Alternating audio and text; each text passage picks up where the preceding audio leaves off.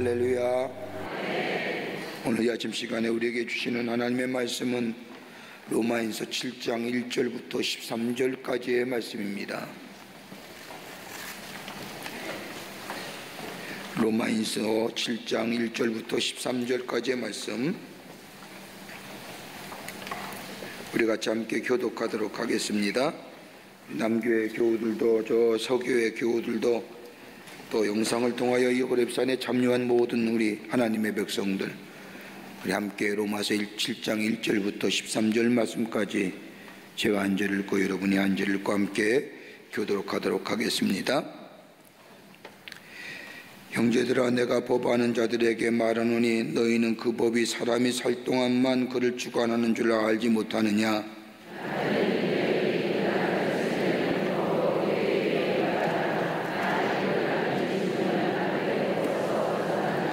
그러므로 만일 그 남편 생전에 다른 남자에게 가면 음녀라.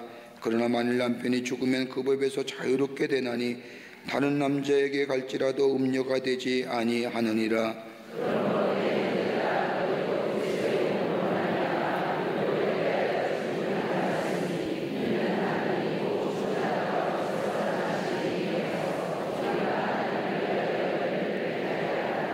우리가 육신에 있을 때에는 율법으로 말미암는 죄의 정욕이 우리 지체 중에 역사하여 우리로 사망을 위하여 열매를 맺게 하였더니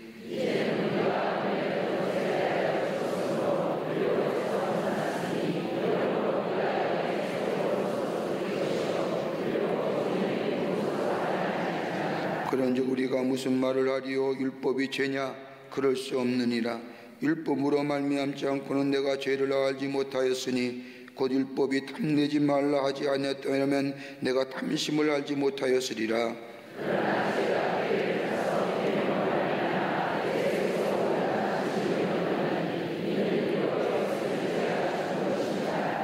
전에 율법을 깨닫지 못했을 때에는 내가 살았더니 계명의 이름에 죄는 살아나고 나는 죽었도다.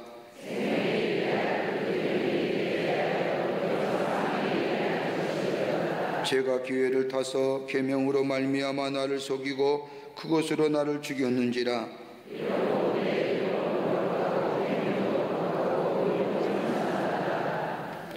같이 읽겠습니다. 그런즉 선한 것이 내게 사망이 되었느냐? 그럴 수 없느니라. 오직 제가 죄로 드러나기 위하여 선한 그것으로 말미암아 나를 죽게 만들었으니 이는 계명으로 말미암아 죄로 심히 되게 하려 함이라. 아멘. 오늘 아침의 말씀의 제목은 사망의 법에서 생명의 법으로 옮겨라.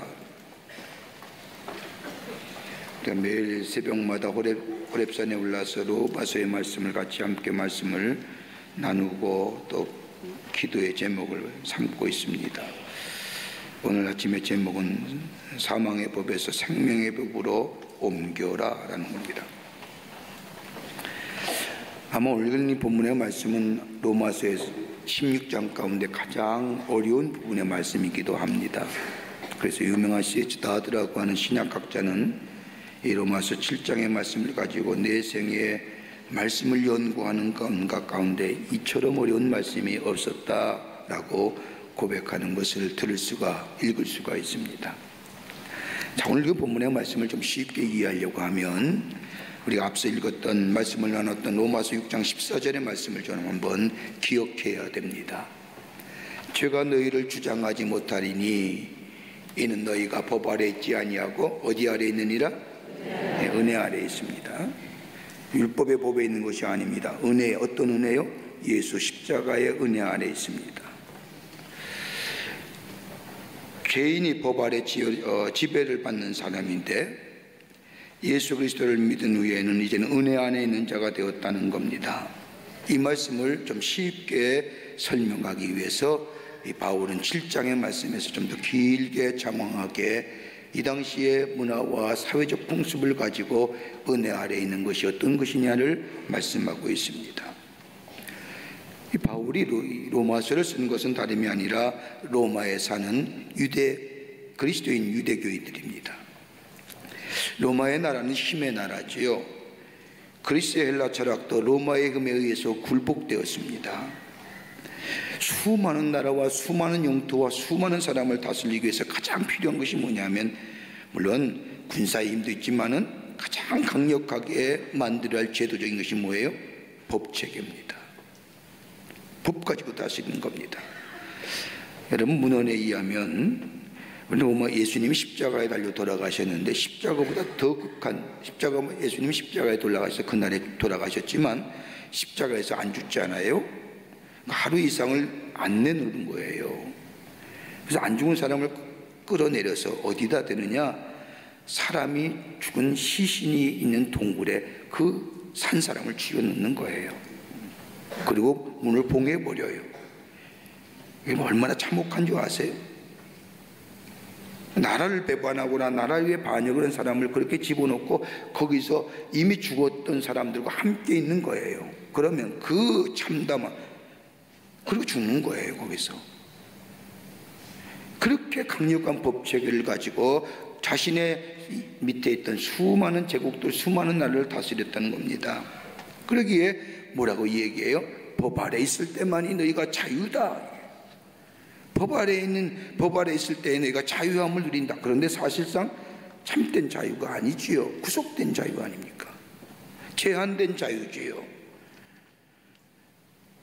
로마의 사람들, 저 로마에 사는 유대교 그리스도인들에게는 예수 안에서 있는 것이 참된 자유라는 것을 이해하지 못하는 겁니다. 근데 바울은 분명히 얘기합니다. 세상에 주는 법은 자유가 아니다. 구속되고 제한된 자유지만은 예수를 믿고 예수의 십자가 은혜 안에 사는 사람만이 참된 자유다라고 하는 겁니다. 예수 안에 있으면, 예수 그리스도의 십자가를 믿으면 예수님과의 새로운 관계를 맺게 됩니다. 여기서 누리는 새로운 관계 속에서 누리는 이 자유는 억압되고 구속된 자유가 아니라 참된 자유라는 겁니다. 한번 생각해 보세요. 여러분, 저 법을 지킨다고 해서 내 안에 감추어진 나를 구속했더니 죄책감이나 죄의 모습이 사망의 권세가 자유롭게 됩니까? 겉은 자유롭다고 할지라도 우리 안에 있는, 심령 안에 있는 이 구속된 이 죄와 죄책감의 문제가 해결되지 않는 거잖아요. 그냥 제한된 자유예요. 그러나 예수를 믿고 십자가의 은혜 안에 살게 될 때에 그 사람은 뭐예요? 죄의 문제가 해결될 뿐만 아니라 참된 자유함의 삶을 살아갈 수 있다는 거예요. 그러기에 나를 속박했던 율법과의 관계성이 뭐예요? 끊어지는 거예요. 그러면서 그리스도 안에서 참된 자유함을 누리는 사람은 그 자유를 가지고 방종으로 치달아서는 안 된다는 겁니다.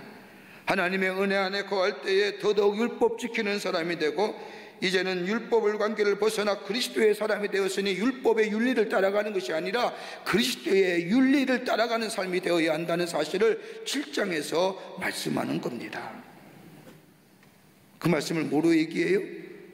이 당시에 결혼관계를 통해서 얘기하는 겁니다. 그게 7장 1절부터 3절의 말씀입니다. 한번 같이 1절부터 3절의 말씀을 같이 함께 읽겠습니다.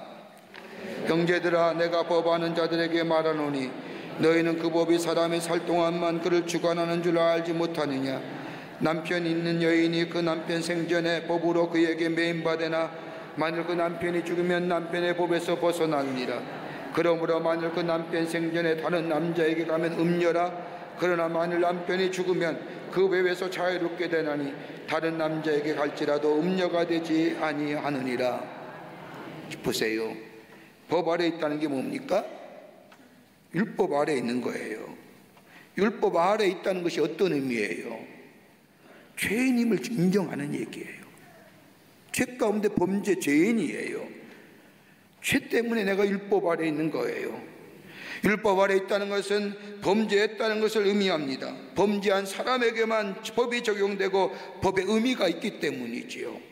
여러분, 가만히 생각해 보세요. 법의 가장 전문가가 누굽니까? 법조인이겠지요. 판사나 검사나 변호사나 법의 전문인입니다.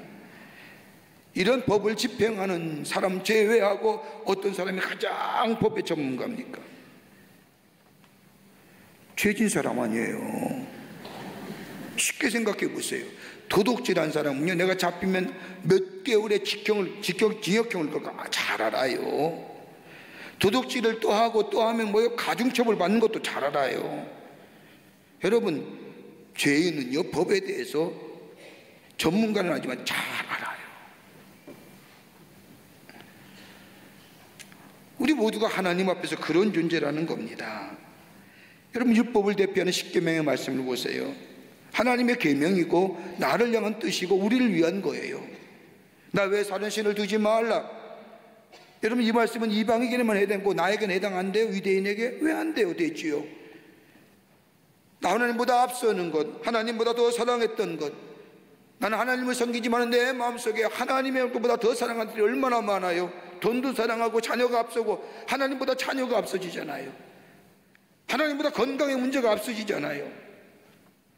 그게 가장 중요한 일계명을 어기는 거 아니에요. 하나님을 믿는다고 해서 내 마음에는 이미 하나님보다는 더 좋은 것, 더 나은 것을 섬기는 거, 그 우상 숭배하는 거예요. 그런데 율법이 없으면 알 수 있었어요? 살인하지 말라. 살인 안 하지요. 무슨 얘기예요? 무슨 살인을 해요? 큰일 날라고. 그런데 가만 보세요. 우리 마음속에 다른 사람을 향하여 시기와 미움과 질투, 여러분, 이거 사람 죽이는 거 아니에요? 꼭 사람을 죽여야만이 사람 죽이는 거고, 내 마음속에 다른 사람을 향하여 분노와 시기와 질투와 미움 가지고 있는 것, 이건 살인하는 거 아니에요? 여러분, 입에서 독한 말이 나오잖아요. 상대방을 향해서 시기하고 질투하고 미움하는 얘기 나오면요, 나도 죽고 그 입이요, 그 말이 상대방을 죽이는 거예요. 그렇게 그리스도에 의해서 새롭게 은혜로 새롭게 된 사람은요, 말도 조심스럽게 해야 되는 거예요. 우리 모두가 다 법 아래 살고 있는 겁니다. 왜요? 죄인이기 때문입니다. 그런데 이 법의 굴레에서 벗어나는 길이 뭐냐? 참된 자유를 얻는 길이 뭐냐? 바울은 그 얘기하는 겁니다. 예수 안에 있을 때에 참된 자유를 얻고, 참된 자유를 얻기 위해서는 어떻게 돼야 되느냐? 오늘 이 당시에 결혼 문화, 결혼 풍습을 통해서 문화적이고 사회적인 것을 통해서 설명해 줍니다. 무슨 얘기냐면, 여러분 보세요. 이탈리아의 폼피에 가면요, 2000년 전에 로마 도시 흔적들이 쭉 남겨져 있습니다. 많은 관객들이 가죠. 여러분도 가신 분 계실 겁니다만은. 그래서 많은 벽화가 있는데 그 벽화 가운데 이상한 벽화 하나 있습니다. 말을 탄 군인이 여자를 말국으로 밟고 지나가는 겁니다. 빛깔은 퇴색되었지만은 쉽게 알아볼 수 있는 벽화입니다. 그 벽화의 내용은 다른 것이 아니라 남편이 여러 동안 군대에 나가 있을 동안에 있다가 돌아보니 아내가 땀난자와 결혼해버린 겁니다. 그래서 그 아내 됐던 여자를 데려다 놓고 자신이 탄 말복으로 밟아 죽이는 거예요. 자 보세요. 남편은 멀리 있어요. 살았는지 죽었는지 몰라요. 그런데 살아있어요. 남편이 살아있는 동안에 다른 사람과 결혼해서는 안 되는 거예요. 남편이 죽었다 하면 다른 남자와 결혼해도 되는데, 조금도 잘못이 없는데 남편이 살아있는데 다른 남자와 결혼하면 이건 뭐예요? 죽음이에요. 또 있어요. 남편이 죽었어요. 그런데 아내는 남편이 죽은 것을 모르고 있어요. 모르고 있는 동안에 다른 사람과 결혼해서도 안 되는 거예요. 완전히 죽었다는 것을 알기 전까지 다른 남자와 관계가 되면 그 남자한테 뭐예요? 음녀예요. 이 당시 풍습이에요. 지금은 절대 아닌 것 같아요. 응? 네, 이거 지켜야 되는 거예요. 완전히 남편이 죽었다는 소식을 들었을 때에 전 남편의 관계가 청산되고, 그때부터 뭐예요? 남편의 구속과 굴레에서 벗어나는 자유인 되는 거잖아요. 그러기에 이런 사람은 다른 남자와 결혼해도 죄가 되지 않아요. 문제는 뭐예요? 남편이 살아있느냐 죽었느냐, 그 문제입니다. 이런 결혼의 관계를 가지고 바울이 율법과 죄의 관계를 설명하는 거예요. 자 보세요. 여기서 옛 남편이라고 하는 것은 다름이 아니라 죄예요. 우리는 죄와 관련을 맺었습니다. 아담의 불순종함으로 말미암아 죄와 관련을 맺고 삽니다. 죄와 관련 맺으며 죄를 재생산하잖아요. 죄와 관련해서 죄를 생산했다는 게 의미가 뭐예요? 다른 것이 아니라 가만 보세요. 가인 보세요. 하나님 앞에 제사했잖아요. 제사가 하나님이 언락 안 하자 죄가 들어왔잖아요. 무슨 죄요? 아벨 죽이잖아요. 다시 말하여 제사에 대한 실패, 더 나아가 동생 아벨을 죽이는 살인죄예요. 다 이쁘세요? 더 하지요? 남들은 다 전쟁터에 나가서 전쟁하는데 낮잠을 느러시르 자다가 어슬렁어슬렁 나와서 옥상을 건너보니까 여자가 목욕하는 것이 보이고 그 여자 취하고 그 여자를 취하기 위해서 그 여자의 남편을 죽여버리고 보세요. 게으름의 죄를 졌고 더 나아가 뭐예요? 유혹의 죄에 넘어갔고 간음죄를 졌고 중국에 뭐예요? 살인죄. 그러니까 죄가 죄를 생산하는 거예요. 그러니까 모든 사람들은 뭐예요? 이 죄 아래 살 수밖에 없는 거예요. 죄에 매였어요. 그런데 예수가 나를 위하여 십자가에 달려 돌아가심으로 내가 그 은혜를 받아들임으로 내 죄가 뭐예요? 사함 받았잖아요. 사함 받았다는 게 뭐 죽었다는 얘기예요. 죽었어요. 죄의 능력이 죽어버리는 순간 나는 죄의 굴레로부터 완전히 벗어나 새로운 존재가 되었다는 거예요. 또 얘기할게요. 여기서 옛 남편이라는 게 뭐예요? 율법이에요. 우리는 율법에 매여 있었어요. 율법이 하라는 대로 할 수밖에 없어요. 율법의 능력이 살아있는 동안에 나는 죄인이고 꼼짝할 수 없어요. 그런데 율법의 관계가 끊어졌어요. 율법의 권능과 사망과 죄의 권세가 나를 자유케 했어요. 누구 때문에요? 예수 그리스도의 십자가의 은혜예요. 그러기에 율법의 능력이 나를 뭐예요? 더 이상 지배하지 못해요. 율법과 이혼하고 예수 그리스도와 뭐 한 거예요? 결혼한 관계예요. 그게 바로 7장 4절 말씀이에요. 7장 4절 말씀 한번 보시지요. 그러므로 내 형제들아 너희도 그리스도의 몸으로 말미암아 율법에 대하여 죽임을 당하였으니 이는 다른 이고 죽은 자 가운데서 살아나신 이에게 가서 우리가 하나님을 위하여 열매를 맺게 하려 함이라. 여러분 율법으로부터 자유로워졌어요. 옛 남편으로부터 자유롭단 말이에요. 옛 남편이 죽었어요. 이제는 예수 그리스도와 함께 새로운 결혼의 관계가 되었어요. 그럼 뭐예요? 거기에 걸맞게 생활해야 되고 거기에 걸맞게 열매를 맺어야 되잖아요. 그래서 우리로 하여금 뭐예요? 죄와 율법의 권능 안에서는 사망의 열매, 어둠의 열매지만은 예수 그리스도와 새롭게 혼인한 우리들은 뭐예요? 생명의 열매를 맺기 위해서.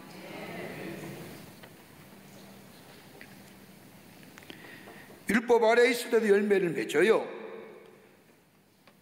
그러나 그리스도 안에 있을 때는 생명의 열매를 맺는 겁니다. 그러기에 예수 그리스도의 은혜 안에서 우리가 율법에 대해서 죽었습니다. 죄와 사망의 권세가 죽었습니다. 율법이 주는 힘이 뭐예요? 죄와 사망이에요. 그러기 이제는 의의 열매를 맺고 그리스도 안에서 은혜의 열매를 맺고 생명의 열매를 맺고 영생의 열매를 맺고 하나님을 섬기는 인생이 되었다. 이거 얼마나 은혜냐 이거예요. 은혜냐. 자, 그렇게 하려면 사망의 권세에서 생명의 권세로 옮기는 우리의 삶, 의의 열매, 은혜의 열매, 생명의 열매를 맺기 위해서는 어떻게 해야 되느냐? 바울은 몇 가지로 오늘 얘기합니다. 하나는 뭐냐? 죄에 대해서 완전히 죽었다는 선포해라는 겁니다. 죄에 대해서 완전히 죽었다는 것을 선포하라는 겁니다. 내가 완전히 죄에 대해서 죽었습니다. 여러분 로마서 7장 8절과 9절 말씀을 보세요. 같이 읽겠습니다. 그러나 죄가 기회를 타서 계명으로 말미암아 내 속에서 온갖 탐심을 이루었나니 이는 율법이 없으면 죄가 죽은 것이니라. 자 보세요. 바울은 뭘 얘기하냐면 율법의 기능을 다시 한번 얘기하는 거예요. 율법이 뭐냐? 율법의 기능이 뭐냐? 첫째는 뭐예요? 죄를 깨닫게 해요. 옛날 율법이 없을 때는요 죄가 죄인지를 몰랐어요. 근데 율법이 딱 생기고 나서는 뭐예요? 아 그게 죄구나 알게 됐죠. 율법의 기능은 죄를 깨닫게 하는 거예요. 깨닫게 하지 구원은 아니에요. 또 하나 있어요. 율법 아래에 있다 보니 내가 얼마나 부족하고 연약한 존재인가를 알게 돼요. 살인하지 말라, 간음하지 말라, 도둑질하지 말라, 내 부모를 공경하라, 이웃집을 탐내지 말라. 여러분 가만 보세요. 다 우리의 행실로는 그게 나타나지 않지만 우리 마음속에 다 갖고 있잖아요. 전혀 안 갖고 있으세요? 그러면 세상에 살지 못하는 거예요. 저 산에 들어가서 혼자 살아야지. 요새 텔레비 보니까 자연인이라고 하는 게 있는데 맨날 풀이나 파먹고 따먹고 열매나 따먹고 고기나 잡아먹고 세상과 단절하고 사니까 세상의 것들이 아무것도 몰라. 그렇게 살면 살지요? 아니잖아요. 나의 연약함과 부족함을 깨닫게 됩니다. 그래서 어디 가요? 나는 참 연약한 존재야. 그래서 하나님의 구원의 손길을 더 구하게 되죠. 이 율법이 가져다 주는 거예요. 하나님의 계명을 아무리 율법을 지키려고 해도 지키지 못하니까 뭘 생각해요? 진도의 하나님 생각하는 거예요. 그러니까 하나님이 뭐예요? 율법 아래서는 언제나 두려운 하나님이에요. 무서운 하나님이에요. 왜요? 율법을 지키지 못하니까. 그러나 그리스도의 은혜 안에서 새로운 생명의 은혜 받은 자로 십자가의 은혜 안에 있으니까 내 율법의 관계가 깨졌잖아요. 죄와 사망의 권세가 더 이상 나를 지배하지 못하잖아요. 생명의 관계가 되었어요. 그러니까 하나님은 무슨 하나님이요? 사랑의 하나님이에요. 그러기에 하나님을 향하여 아바 아버지라 부를 수 있는 거예요. 생명의 관계에는 예수 그리스도의 십자가 은혜 안에 있는 자만이 하나님을 뭐예요? 아바 아버지라 부를 수 있는 거예요. 그 외에는 뭐예요? 하나님 무서운 거예요. 그래서 이스라엘 백성은요, 성경을 읽더라도 야훼 하면 얼마나 무서운지 야훼란 말을 못하고 뭐예요? 주님, 아도나이 이렇게 부른 거예요. 더 나아가 율법을 아끼는 율법을 깨닫게 되면 죄가 죄를 생산하게 됩니다. 너희 안에 예수 그리스도의 생명관계를 맺으려면 어떻게 하느냐? 내가 죄에 대해서 죽었다 함을 선포하라는 겁니다. 완전히 죽었다고 고백하라는 겁니다. 이것이 생명으로 옮겨진 자여 거기에 하나님의 의와 열매, 생명의 열매, 영생의 열매를 맺을 수 있다는 겁니다. 그렇게 고백하고 살아요. 나는 더 이상 죄인이 아니라는 거예요. 사망과 죄의 법에 얽매여 사는 자가 아니라 나는 은혜 안에 사는 자고 그리스도의 법이 생명의 법이 나를 주장한다 선포하며 살 때에 내 안에 선한 열매, 의의 열매, 영생의 열매가 맺게 됩니다. 유명한 빌리그리안 목사님의 설교 가운데 이런 얘기가 있습니다. 어느 날 연못에 개구리들이 한 곳에 모여 사는데 가만히 문득 하늘을 쳐다보니까 푸른 하늘에 학들이 날아가는데 얼마나 아름답고 부러운지요. 근데 개구리 한 마리가 용감해 나아가 학을 향하여 얘기합니다. 예, 나도 한번 좀 날아보고 싶었으면 날아보면 좋겠다. 내 평생 소원이 하늘을 나는 거야. 그도 그럴 것이 맨날 연못가에서 지들끼리 상하니까. 그러자 학이 이해한 듯이 고개를 끄덕이며 내려왔습니다. 그러면서 개구리에게 얘기합니다. 내가 좋은 생각이 있는데 해볼래? 그냥 개구리가 평생 소원이 하늘 나는 거니까 선뜻 하겠다고. 그래, 내가 시키는 거 다 할게 대답합니다. 학이 제안하기를 우리가 거대한 막대기를 물고 날테니 너는 그 가운데서 막대기를 딱 물고만 있어.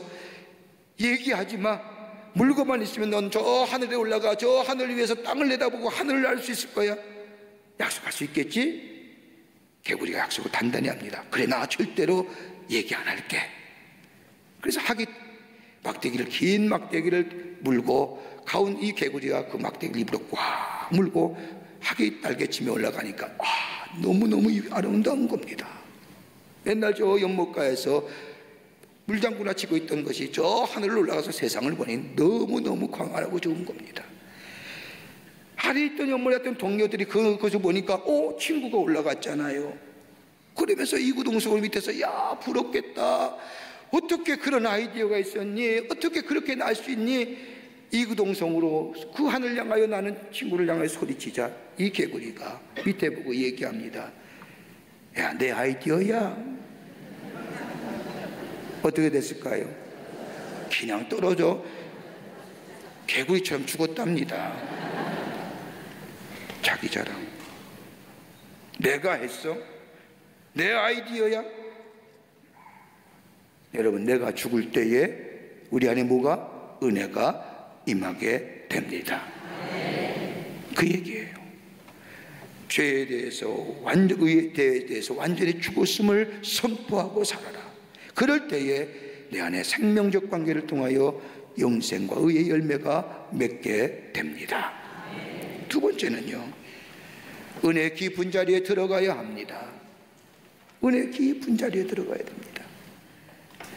예수 그리스도의 새로운 관계가 이루어지기 위해서는 은혜의 자리에 들어가야 한다는 겁니다. 여러분 7장 6절의 말씀을 보세요. 이제는 우리가 얽매였던 것에 대하여 죽었으므로 율법에서 벗어났으므로 이러므로 우리가 영의 새로운 것으로 섬길 것이요 율법의 조문에 묵은 것으로는 아니할지니라. 이제 율법의 조문에 속한 게 아니에요, 여러분. 우리가 다 율법에 벗어났으므로 은혜의 자리, 신령한 생활이, 그리고 그리스도의 새로운 관계를 이룬 삶이라는 겁니다. 율법과의 관계를 청산하고 그리스도 안에서 사는 사람. 왜요? 앞에서 바울이 얘기한 것도 율법에 대해 죽었잖아요. 남편이 죽었잖아요. 그러기에 이제는 새로운 관계를 맺어도 문제가 안 돼요. 그 얘기하는 겁니다. 옛날의 관계를 깨끗이 청산하고 새로운 사람, 하나님을 위하여 열매 맺는, 의의 열매를 맺는 삶으로 살아가는 삶이 된다는 겁니다. 전 보세요. 이런 삶은요, 보는 것도 달라지고요, 생각하는 것도 달라지고요, 관계성도 달라져요. 내가 구원받는 것은 그저 은혜예요. 그러기에 그 은혜가 너무 크기에 다 뭐예요? 은혜적 관점에서 생각하는 겁니다. 하나님의 사랑으로 해석하게 되고, 무슨 일을 당하여도, 어떤 일을 닥쳐도 내가 왜 일어나는 일이요, 내 왜 나만 돈 교통이라고 그렇게 하나님 앞에 탄식하며 이야기하는 것이 아니라, 이것 또한 하나님이 나를 사랑하셔서 내게 은혜를 더하시려고 사랑으로 내게 주신 것이라고 해석하는 방법이 달라진 인생 되는 겁니다. 이게 뭐예요? 새로운 인생이에요. 그렇게 그리스도 안에 있으면요, 새로운 피조물이 됐다는 것이 이런 얘기예요. 율법의 관계가 청산 안 돼서는 뭐예요? 똑같은 문제와 똑같은 사건이 나면, 왜 하나님 나에게 이런 어려움 주세요? 왜 내게 힘든 일 주세요? 그러나 새로운 생명적 관계를 맺고 사는 사람, 은혜를 깨닫고 은혜 안에 구원받음을 믿고 사는 사람은 모든 문제를 뭐예요? 하나님의 사랑 가운데, 은혜 가운데 해석하는 거예요. 똑같은 문제라도 뭐예요? 내게 은혜 더하시려고, 하나님의 사랑을 내가 더하게 하시려고. 여러분, 예수 잘 믿는 가정도요, 율법으로 사는 가정이 있는 반면에 은혜로 사는 가정이 있습니다. 율법에 사는 가정은 뭐예요? 남편이 아내와 싸워요. 그때 남편이 아내에게 말합니다. 하나님의 말씀에 아내는 남편에게 순종하라고 하는데 왜 순종하지 않는 것이요? 이 말을 듣는 아내가 얘기합니다. 그러면 당신은, 말씀을 보니까 아내를 내 몸과 같이 사랑하라고 했는데 당신은 왜 사랑하지 않고 소리만 지르는 것이요? 이 얘기는요, 뭐예요? 법이, 말씀의 법으로 사는 집이에요. 말씀이 법으로 있는 거예요. 그런데 말씀이 은혜로 있는 집은 어떻게 싸워요? 똑같은 일입니다. 남편은 아내에게 말하죠. 여보, 사랑을 하셨는데 사랑하지 못했던 나를 용서해 주세요. 그럼 아내는 뭐라고 얘기할까요? 아니요, 순종하라고 했는데 순종하지 못한 얘가 잘못이죠. 이건 뭐예요? 말씀이 은혜 가운데 있는, 은혜 속에 사는 가정이라는 거예요. 이렇게 사는 여러분 되시기를 바랍니다. 웃는 건 그렇지 못하다는 거지. 그렇게 정직하게 얘기할 거 없어요. 말은 아니요 하지만.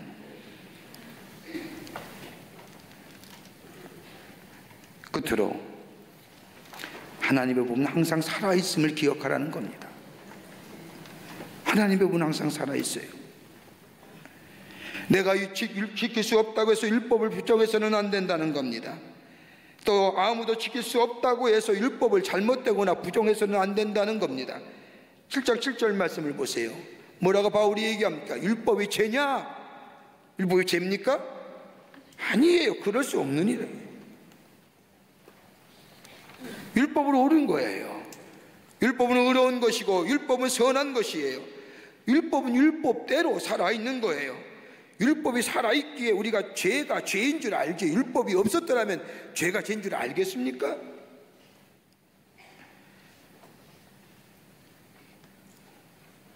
그러기에 내 주관적인 생각이나 내 경험의 잣대를 가지고 진리의 객관성에 도전하지 마십시오. 왜 하나님은 이런 것을 만들어 가지고 왜 인간으로 하여금 죄의식만 갖게 하느냐, 그런 얘기 하지 말라는 거예요. 이 은혜가 있으면 되지 율법이야 필요 없지 않느냐, 율법의 폐기론, 무용론 얘기하지 말라는 거예요. 율법도 뭐예요? 하나님의 말씀이고 그 안에 우리를 향한 하나님의 뜻과 하나님의 바람이 담겨져 있다고 하는 거예요. 그러게 로마서 7장 7절 말씀에 바울은 다시 한번 얘기합니다. 그런즉 우리가 무슨 말을 하리요? 율법이 죄냐? 그럴 수 없느니라. 율법으로 말미암지 않고는 내 죄를 알지 못하였으니. 율법이 없을 때는 죄가 죄인지 몰랐잖아요. 시기와 질투와 분노의 말에도 그가 죄인지 몰랐잖아요. 그게 살인죄에 해당되는 거 몰랐잖아요. 죄에 대해서 눈을 뜨게 했고 하나님의 의로움이 살아나게 했고 십계명을 읽는 동안 내가 무너졌던 내 율법의 양심이 살아나게 했고 십계명을 읽는 동안에 의의가 무엇인지 깨닫게 됐고 하나님 말씀을 자꾸 들으면서 무엇이 죄가 무엇이 의의가 하나님이 원하시는 무엇인지 하나님의 뜻이 무엇인지 자꾸 읽을 때마다 뭐예요? 깨닫게 됐다.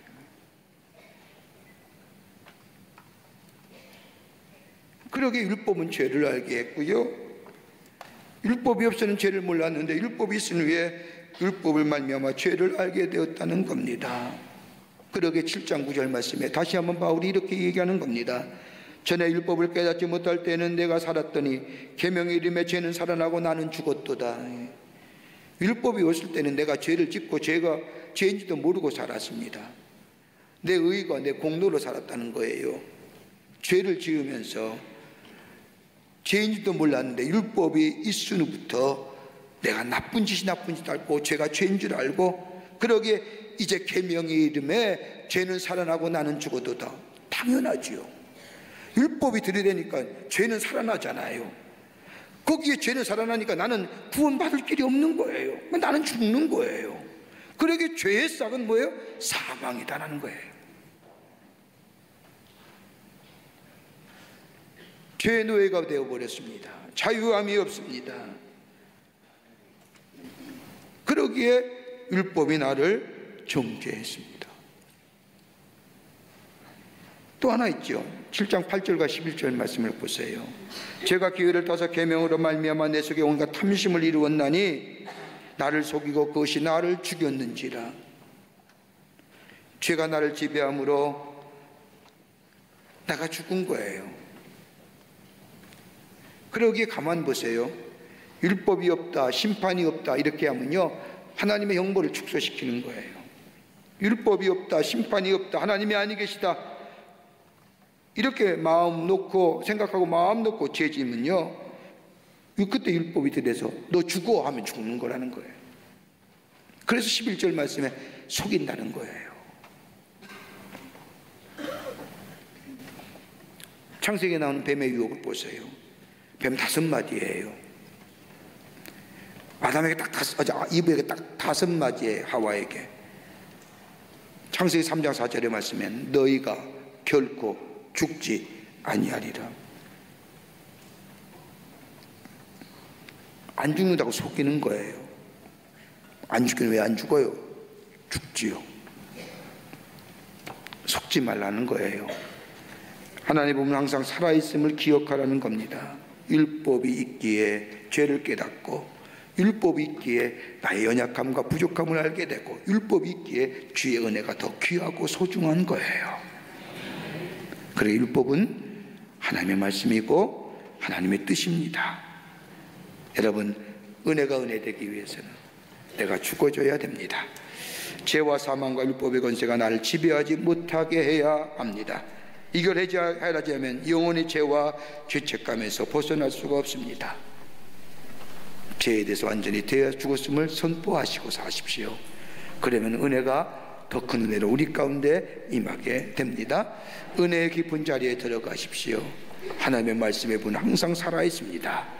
그 말씀 순종하며 살 때에 새로운 생명적 관계로서 우리 안에 의의 열매, 선한 열매, 영생의 열매가 맺어지는 하나님의 백성이 될 줄 믿습니다. 기도하겠습니다. 하나님 참으로 감사합니다. 오늘도 말씀을 통하여 깨닫게 하심에 감사합니다. 하나님의 사람으로 생명의 관계를 맺은 그리스도인으로서 죄에 대하여 완전히 죽었음을 선포하며 하나님의 들려오는 말씀에 순종하며 사는 저희들 되게 하여 주셔서 생명과 의의 열매, 선한 열매, 영생의 열매를 맺는, 그래서 하나님을 기쁘시게 하는 하나님 나라의 백성들이 다 되게 하여 주시옵소서. 감사하오며 예수님의 이름으로 기도하옵나이다. 아멘.